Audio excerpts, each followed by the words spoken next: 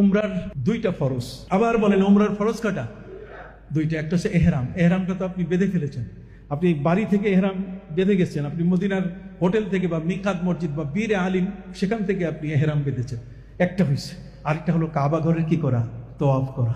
কাবা ঘরের কি তওয়াফ। দুইটা ফরজ। বলুন উমরার ফরজ কয়টা? একটা কি?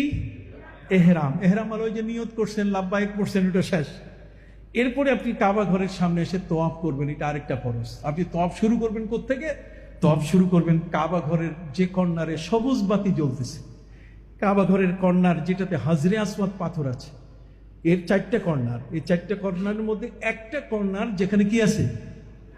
হাজরে আসওয়াদ পাথর যে কর্নার আছে চিনবেন কি করে? আপনি দেখবেন সেখানে উপর থেকে আল্লাহ আল্লাহ আল্লাহ আল্লাহ শব্দ গোল গোল চাকা চাকা করে খালি আল্লাহ আল্লাহ লেখা আছে, যেটা অন্য কোনো কর্নারে নাই। আর ঠিক তার ডান পাশে আপনি তাকালে দেখবেন যে ওই যে বিল্ডিং এর ওয়ালের পাশে সেখানে সবুজ বাতি আছে। কথা বুঝতে পারছেন? আগে দাগ ছিল, এখন সেই দাগটা উঠাই দেওয়া হয়েছে। আপনি এখন নিয়ত করবেন তওয়াফের। কিসের?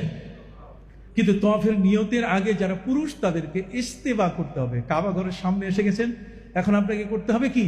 ইস্তেবা। ইস্তেবা কি? আমি দেখাই দিয়েছি যে আপনার যে চাদরটা, এটা ডান বগলের নিচ থেকে নিয়ে বাম বগলে আসেন, আমি দেখাই দিচ্ছি। এই দেখুন, এটার নাম ইস্তেবা।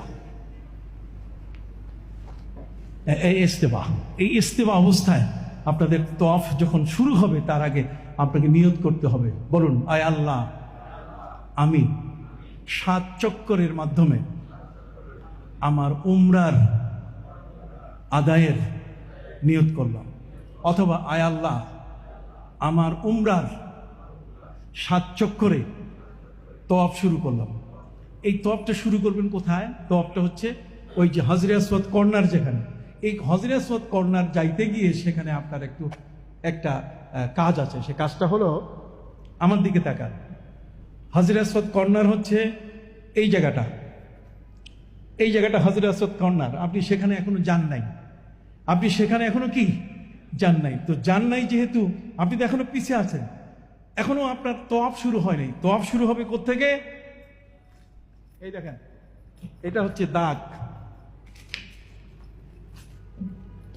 এই বরাবর সবুজ বাতি। সবুজ বাতি এখানে, মাঝখানে কোনো দাগ নাই, কিন্তু আমি একটা দাগের মতো করে দিলাম আর কি। আপনি সবসময় যখন ইস্তেবা করলেন, পুরুষ প্রথম তওয়াফের জন্য ইস্তেবা করলেন, উমরার তওয়াফ শুরু করছেন, ইস্তেবা করতে গিয়ে আপনি এখানে সামনে যখন যাবেন, এই সামনে যাওয়ার আগে আপনি নিয়ত করবেন যে আল্লাহ, আমি 7 চক্করের মাধ্যমে আমার তওয়াফ শুরু করলাম, বা উমরার তওয়াফ আমি শুরু করলাম। এভাবে যাবেন। যাইতে যাইতে যখন বরাবর আপনি দেখবেন ডান দিকে কি? ডান দিকে সবুজ। তো ডান দিকের সবুজটা ঠিক আপনার পিঠ বরাবর থাকতে হবে। আপনি যেন পিঠ বরাবর, এটা বুঝবেন কিভাবে? যখন কাবা ঘরের ওই যে আল্লাহ আল্লাহ শব্দ, হাজরে আসওয়াদটা যখন সোজা হবে, আপনি হাজরে আসওয়াদ সোজা হলে আপনার সবুজটা কি? পিছনে হবে, একেবারে সোজা। যখনই পিছনে হবে তখন আপনি ওই মুহূর্তে কাবা ঘরের ওই হাজরে আসওয়াদকে ইস্তেলাম করবেন। ইস্তেলাম শব্দের অর্থ চুম্বন করা। ইস্তেলাম শব্দের অর্থ কি? চুম্বন করা। আর ইস্তেলামটা হাত দিয়ে, এটা কেউ নবীজি লাঠি দিয়ে করছেন, মুখ লাগাইয়া করছেন, আপনিও সুযোগ পেলে করবেন, কিন্তু প্রথম আপনারা ওদিকে ভিড়বেন না কাছে, কারণ প্রথম যদি আপনি ভিড়েন তাহলে হারাই যাবেন। মানুষের চাপ অনেক বেশি। তাহলে এখন আসেন, এই যে আমার সাথে আপনি, আপনার সাথে আমি, এখন আপনার আগে আমি, আমার পিছনে আপনি। কথা বুঝলেন নাই? এইভাবে হতে হতে আমি আপনাদের নিতে নিতে যখন ওই পিছনে নীল বাতি আর সামনে কি হাজরে আসওয়াদ, ওখানে যাওয়ার পরে আমি বলবো বিসমিল্লাহে আল্লাহু আকবার ওয়ালিল্লাহিল হামদ। এই যে হাতের যে কোষটা আছে, হাতের যে ভিতরি অংশ, এটাকে কি দিবেন? চুমু দিবেন। বা এক হাতে বিসমিল্লাহে আল্লাহু আকবার বলেন, বিসমিল্লাহে ওয়ালিল্লাহিল হামদ। এটা কখন বলবেন? হাজরে আসওয়াদ বরাবর পিছনে যেন আপনার নীলবাতিরা থাকে। অনেকেই আছে আগের থেকেই শুরু করে। খবরদার, আগের থেকে শুরু করার কিচ্ছু নাই। আপনার তওয়াফই শুরু হবে না যতক্ষণ পর্যন্ত আপনি হাজরে আসওয়াদ ক্রস না করেন। আর হাজরে আসওয়াদ ক্রস করার আগে হাজরে আসওয়াদে কি দিতে হবে?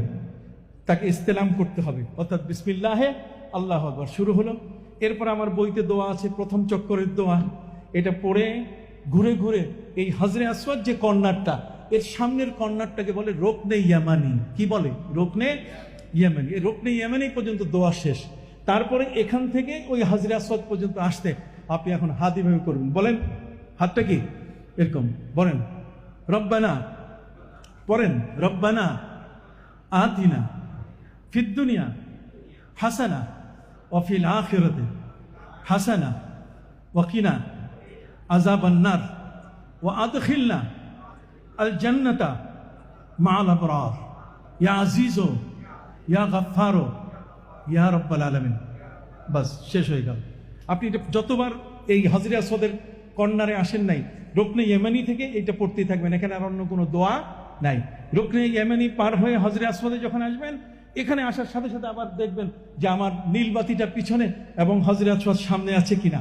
ঠিক এখানে আসার পর আবার বলবেন কি, বিসমিল্লাহে আল্লাহু আকবার ওয়ালিল্লাহিল হাম। এক চক্কর শেষ হলো, আবার ঘুরে একই নিয়মে দ্বিতীয় চক্কর, আবার তৃতীয়, আবার চতুর্থ, আবার পঞ্চম, আবার ষষ্ঠ, আবার কি সপ্তম। তবে প্রথম 3 চক্করে যখন আপনি ইস্তেবা করবেন, ইস্তেবা মানে এই যে আপনার ডান হাতের বগলের নিচ থেকে যে উঠাইছেন, তখন পুরুষ যারা তারা বীরের মতো চলবেন, এইভাবে চলবেন, সুবহানাল্লাহি ওয়ালহামদুলিল্লাহি ওয়ালা ইলাহা ইল্লাল্লাহ। যাতে বীর দর্পে আপনি চলতে পারেন। 3 বার রমল করতে হবে। কয়বার? 3 বার। অনেকেই আমার সাথে হজে গেছে, মাফ করেন বলা ঠিক না, 3 বারের পরে চুপ করে যায় বসে আছে, 7 চক্কর দিবে না। তা আমি যাই ধরছি যে আপনার বাকি চক্কর, বাকি চক্কর আবার লাগে কিসের? 3 চক্কর তো দিয়ে দিছি। বিশাল বড় মানুষ আমার সাথে হজে গেছে, বুঝতে পারলেন তো? বলেন চক্কর চুরি করে, কথা বুঝেন নাই? ওখানে যাইয়া চক্কর কি করে? চুরি করে। খবরদার, তোয়াফের চক্কর কখনো চুরি করা যাবে কি? কখনো এটা করা যাবে না। শেষ পর্যন্ত আপনি এটা শেষ করলেন। যখন 7ম বার আপনি হাজরে আসওয়াদ বরাবর আসলেন, বিসমিল্লাহ আল্লাহু আকবার, তখন আমি আপনাকে বলে নিয়ে যাব, ওয়াত্তাখিযু মিন মাকামি ইব্রাহিম মুসাল্লা। বইতে লেখা আছে, আল্লাহ বলছেন যে মাকামে ইব্রাহিমকে নামাজের বানাও। 2 রাকাত ওয়াজিবুত তাওয়াফ নামাজ পড়তে হবে ওই মাকামে ইব্রাহিমকে সামনে রেখে। 2 রাকাত নামাজের পরে আমরা আপনাকে জমজম পানি পান করার জন্য নিয়ে যাব। জমজম পানি থেকে শেষ করে আমরা নিয়ে যাব সাফা মারোয়ায়। সাফা মারোয়া থেকে আমরা সেখানে 1 চক্কর শুরু করব। সাফা থেকে মারোয়া 1 আর মারোয়া থেকে সাফা কি 2। এইভাবে সাফা থেকে শুরু হবে, মারোয়া পর্যন্ত কি শেষ। আমরা সেখানে আপনাদের দোয়া কালাম সব শিখাই দিব। কথা, সেখানে তো আমি আছি, আর আমরা যখন আছি তখন তার ওখানকার এখন আর বলার প্রয়োজন নাই। আপনি উমরা শেষ হলো, 7 চক্কর শেষ মারোয়ায় গিয়ে, তখন আপনার হালাল হইতে হবে। উমরার ফরজ 2টা, উমরার ওয়াজিব 2টা।